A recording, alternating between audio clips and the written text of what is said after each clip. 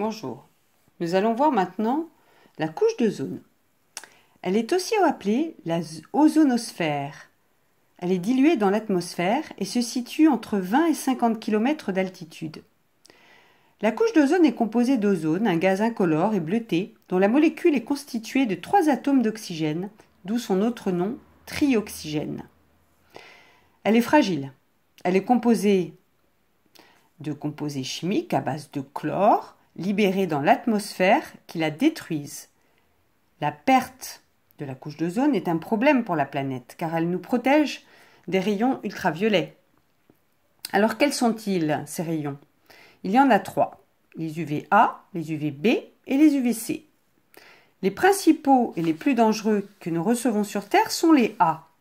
Ils sont les moins énergétiques et sont responsables du bronzage. Ils traversent presque toute la couche d'ozone puisqu'ils constituent 95% du rayonnement UV reçu sur la Terre.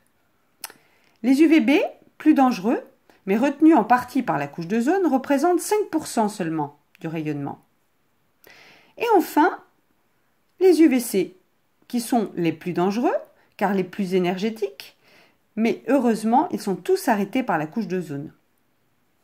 Alors cette couche d'ozone, elle empêche les rayons ultraviolets de toucher la Terre, elle diminue dans l'Antarctique au printemps et elle laisse passer donc beaucoup d'UV.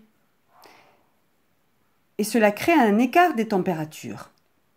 Ce phénomène s'appelle le trou de la couche d'ozone.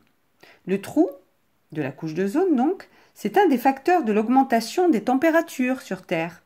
Ça provoque également de nombreux cancers de la peau dans les pays exposés comme la Réunion, l'Afrique, l'Australie, etc. Alors maintenant, nous allons parler du procédé qui permet d'évacuer le CO2 dans l'atmosphère. Alors comment se dissout le CO2 dans l'atmosphère? Il y a 2 solutions. La photosynthèse, la plus connue, mais il peut aussi se dissoudre dans l'eau par un processus d'équilibrage lorsque la concentration du CO2 est supérieure dans l'air que dans l'eau. Alors à ce moment-là, il va de l'eau vers l'air ou de l'air dans l'eau en fonction du surplus. Ça, c'est la partie naturelle. En ce qui concerne la photosynthèse, comme vous le savez, la photosynthèse est un processus de réception de rayons infrarouges. Et la photosynthèse végétale consiste à réduire le dioxyde de carbone dans l'atmosphère par l'eau absorbée par les racines à l'aide de l'énergie solaire. Elles sont captées par les feuilles et libèrent de l'oxygène afin de produire du glucide, c'est-à-dire du sucre. Où la trouve-t-on? La moitié de l'oxygène dans l'atmosphère vient des océans.